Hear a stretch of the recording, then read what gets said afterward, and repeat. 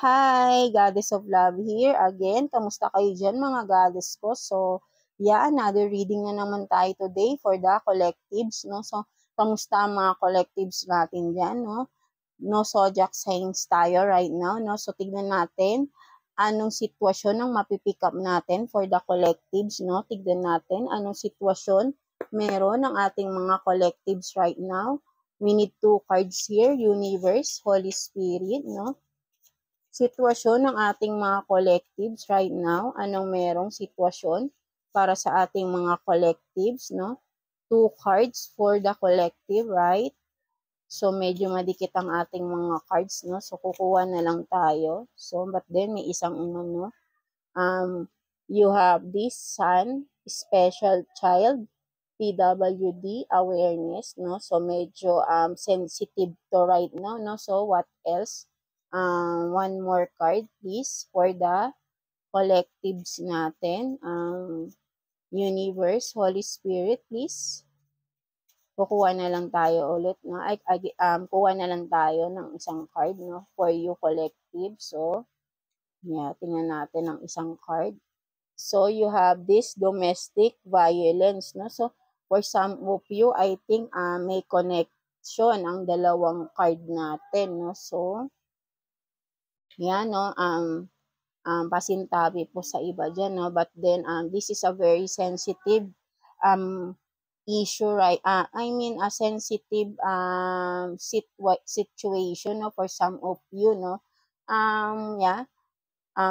For the collectives, no? And even me, no? So, I have also children who have this, no? Special needs, no? For some of you then, na who has children, who has a child with special needs, no? PWD awareness. So, yeah, for some of you kasi medyo hindi kasi to karamihan naiintindihan ng iba, no? Right? Lalo na kapag hindi naman sila nakakaranas ng ganito, wala silang family member or even anak na who are with this case, no? So, most of us ay, lalo na ako, ay madalas nasasaktan din ako.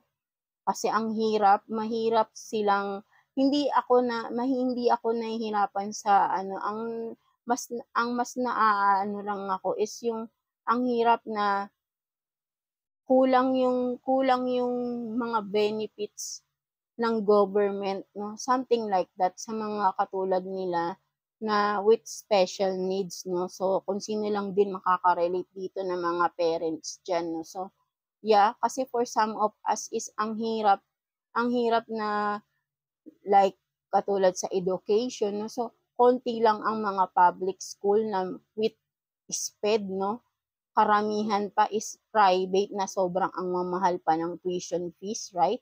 Kasi hindi naman lahat is afford to have the special education, lalo na sa isang private school, right? No? Because we are a simple, 'di ba? Simple lang, 'di ba? Mamamayan lang tayo na kumikita lang ng sapat, no, 'di ba? But then kung baga sana magkaroon ba ng program sana yung government, no? Na magkaroon sila ng special attention with children with special needs, no? Kasi iba-iba yung cases nila, no? For some of us, like me, I have 2 sons with ADHD and autism, no? So, yeah, ang hirap maghanap ng school. And yes, they are in a public school with special education, but then, of course, mahirap talaga with the teachers, no? But then, ang na-observe ko lang is hindi sila natuturuan ng maayos, no? For some of us, like my experience, no? Kasi madalas, parang hindi sila nabibigyan ng priority even sa education para lang masabi lang na merong special SPED sa school nila. They are accepting children with disabilities, but then they cannot handle it correctly, carefully, right?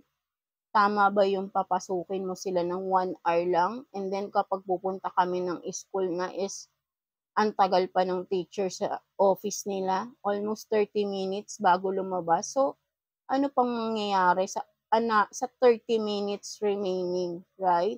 Ang tagal nag-iintay. So, dapat 'di ba mas priority, sana mas maging priority nila because these children needs special attention, right? Kasi nga sa bahay nga natin madalas is naba yeah, 'di ba napapagalitan na nga natin silang magulang natin, eh, right? Ako may experience pa ako na na tinry ko talagang irregular yung isang anak ko with autism, but then alam mo yung naging trato ng teacher niya is masakit lang na basta ang hirap lang magsalita na parang binabalewala niya yung estudyante, hindi niya binibigyang halaga yung estudyante niya.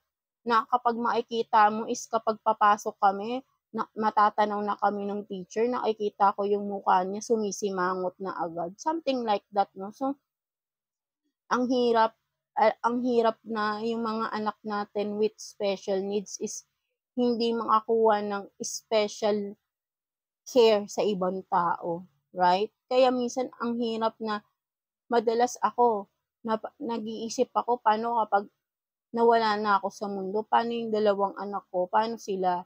Something like that, 'di ba? Ayun yung iniisip ko kasi ibang tao ang hirap silang anuhin, kumbaga hindi sila maintindihan, walang pakialam, something like sana man lang yung mga government is makapag-isip lalo na ang DepEd, right? Mag-isip sila ng organization na makakatulong sa mga child with special needs, 'no? Lalo na sana magkaroon ng yun bang halimbawa ay siyempre wala namang permanente sa mundo, right? Halimbawa nawala na yung magulang, something like that.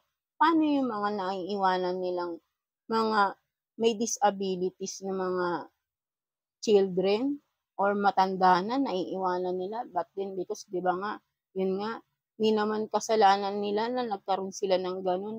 Makikita mo na lang palaboy-laboy na lang sila, 'no, something like that, 'di ba nakakaawa. Ako lagi ko kasing iniisip yung future, eh.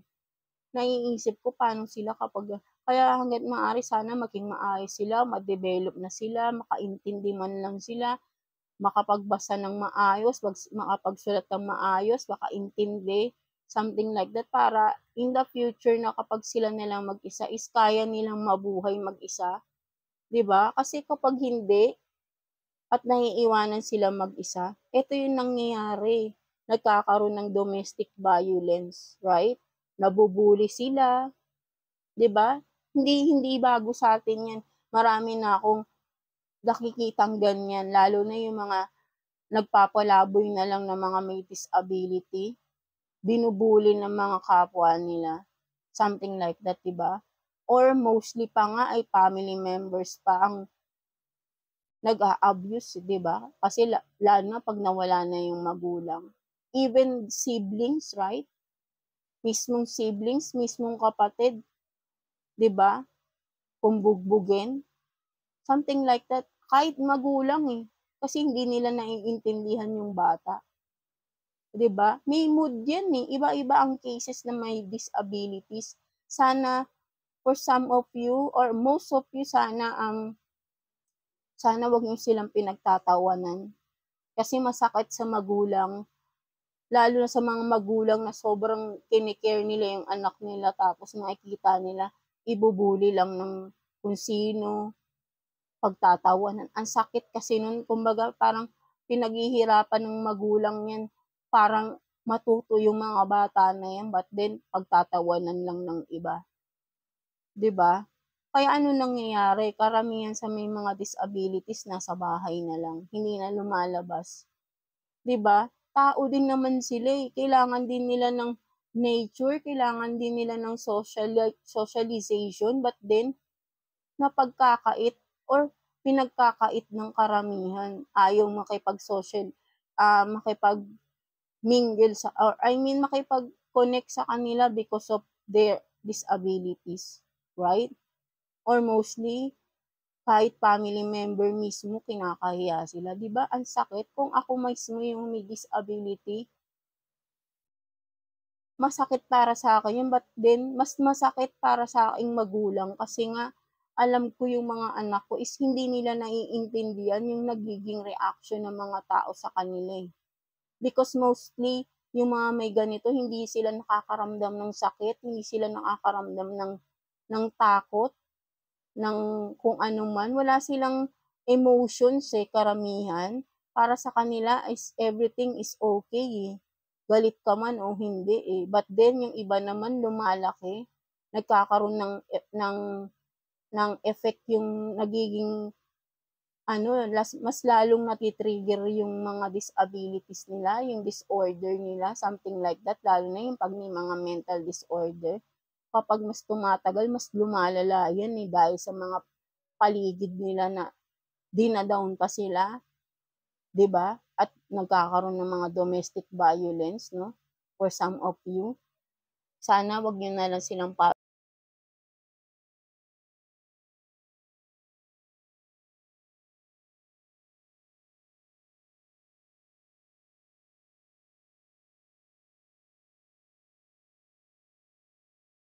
palu-paluin. Ako, oo, mas makulit sila. Meron akong anak sila, lalo na 'tong dalawa ko is sobrang maingay talaga sa bahay. Akala mo nga, sinasabi ko nga palagi, akala mo dito sa bahay is kahit hindi na kami manood ng movie, parang everyday is a movie. Kasi kind of ano, eh, day, eh, kasi nga may drama, may comedy, may action. Ang action kapag nag-aaway yung mga anak ko, sige ganyan. Comedy, yung 'pag halimbawa ayan nagtatawanan, something like that 'no. So, kumbaga walang walang peaceful, but then it's their nature, eh. We have to understand. We have we have to deeply understand their nature because hindi sila katulad sa atin, 'di ba? Iba sila. Sana sana man lang matanggap din sila ng iba at kung 'di man sila tanggap, 'wag na lang nilang insultuhin. Something like that, 'di ba? And sana in the future, sana maging mas secure yung mga batang ganito para hindi naman masyadong nag-aalala yung mga magulang 'pag nawala na sila, 'no? Something like that. And sana mawala yung violence, 'no? Mga nananakit sa mga batang may disability, sa mga taong may disability, 'no? Dati nga may nakita pa ako na medyo siguro parang, I don't know, parang isip bata kasi siya but then dalaga na siya, 'di ba? Kung sino-sino yung kumbaga ilang beses siya bata pa ako nito nakita ko lang 'to parang somewhere sa paligid lang ng lugar namin 'no. So, lagi ko siyang nakikitang buntis. So, meaning pinagsasamantalaan siya ng mga tao because may disability siya, hindi niya naiintindihan yung paligid, eh. And now I have these children with disabilities, so I fear na may mag-take advantage sa kanila in the future kapag wala na ako. Something like that 'no. So, kaya lagi ko, nagdadasal ako na sana maging maayos sila, maging okey na sila sana para hindi nila maranasan yung mga na nakikita ko na katulad nila 'no. Sana po ay kung sino man kayo na may mga nakikita kayong ganito, please kung hindi niyo sila tanggap, 'wag niyo na lang silang pagtawanan. Kung ayaw niyo silang tulungan, 'wag niyo na lang silang saktan. 'Wag niyo na lang din silang 'wag niyo na lang totally pansinin kung may makasalubong kayo, 'wag niyo na lang pansinin, 'di ba, kung ayaw niyo sa kanila. But then, kasi karamihan ibo-bully pa, sasaktan pa. Hindi po sila nakakaintindi. Hindi nila naiintindihan yung nangyayari sa paligid natin. That's why ganyan sila, because nga dahil meron silang disorder sa kanilang mental health. They are not yung sinasabi nating baliw, no. Meron silang mental disorder, something wrong with their brain, 'no, na nagfa-function, 'no. there are multiple, I don't know kung um, something sa right and left ng brain nila is not functioning in a normal way. That's why, lalo na pag ADHD ay mas hyper, no? So, pinagbabawal nga dyan ang mga matatamis, chocolate, something like that, no? Kasi nga mas nagiging hyper sila kapag may matamis silang nakakain. So, yeah, kaya kailangan ibabalance mo sila, no? Para hindi sila matitrigger yung kanilang hypertensive na character, no? For some naman is with autism, yan. Ang iba dyan ay tahimik, but then kasi iba-iba talaga ang category, iba-iba ang level niyan, iba-iba ang tawag eh. Marami may mga ano pa yan, ADHD with autism, something like that, no? Hindi ko pa rin talaga sila hindi pa rin talaga ko sila ng masyado, no? But then, yun nga, for some of you na with child with disability, saludo ako sa inyo na nakakaaya nyo araw-araw, no? Na itong napakahirap na challenge sa buhay natin. But then, I'm proud of you, mga mami, mga daddy dyan na nagtsatsaga sa inyong mga kids with disability, no? So, mabuhay kayo, no? So, yeah, walang makakapantay ng ginagawa nyo para sa mga anak nyo. Mga parents with disability, I mean parents with child who are with special needs, no? So, I'm very proud of you mga parents dyan, no? Because I know kung gaano kahirap na sana talaga soon meron tayong matatakbuhan, meron tayong help na mahihingan, 'di ba? No? So, yeah, that's it for you, no? So, I hope na sana maging kumbaga i-treat natin sila ng normal din. Huwag natin silang ipamukha sa kanila na iba sila. Huwag natin silang pagtawanan, huwag natin silang abusuhin, please. No? Kung may makakita kayo na ganito, masalubong nyo, sana mag-care kayo kahit ngitian nyo na lang, wag na lang yung pagtawanan, please.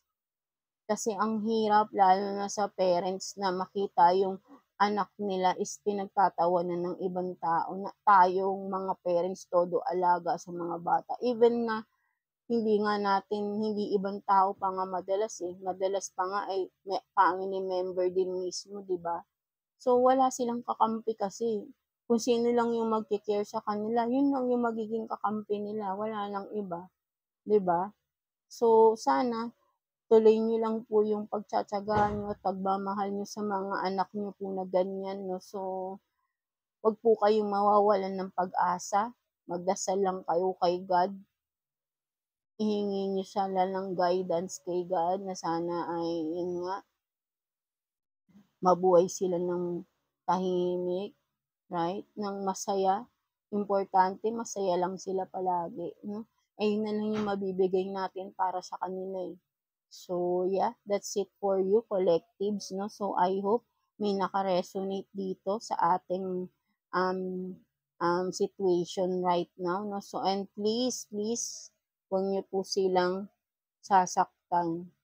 Karamihan sa mga may disability, lalo na pag tumatanda na, at ganun pa rin ang sitwasyon, pinagtatawanan, sinasaktan, inaabuso ng kapwa. Sana please, wag niyo naman po silang ganunin. Kung ayaw niyo silang tanggapin, wag niyo na lang pansinin. Wag niyo na lang silang tignan. 'Di ba po? Wag na lang, kasi kung hindi niyo nga sila tanggap tapos aanuhin niyo pa sila, ibubuli. Hindi naman po tama 'yon, right? 'Di ba? Hindi po nila kasalanan na maging ganyan sila. 'Di ba po? At hindi rin kasalanan ng kanilang magulang na gano'n sila. 'Di ba po? So, yeah, that's it for you, collective, no? So, have faith lang kay God, no? Malalagpasan at magiging maayos rin ang lahat, no? So, ibigay lang natin yung todong pagmamahal natin for them, no? So, yeah, that's it for you, collective, no? So, I hope na um, Huwag kayong mahihiya kapag may ganito kayong family member. Please, mas kailangan nila ng attention niyo, mas mahalin niyo sila because kung sino lang yung nagmamahal sa kanila, yun lang yung magiging kakampi nila, eh. Kung mas marami yung mga ayaw sa kanila, sino pa yung magtatanggol sa kanila, right? No, so yeah, no, so again, sana wag yun po silang abusuhin kung may mga special needs. Instead, tulungan po natin sila. Magkaisa tayo, sana magkaroon ng mga programs for them, no? So, yan, no, kasi talagang we are lacking programs, organization with special child, no? So, yeah. So, again, no, yun lang po, no, mga collectives, no? So, for you, whoever you are with this, in this kind of situation, with this, whoever you are na, who has kids with special needs, and I'm proud of you, no? So, yeah, thank you for watching Collectives.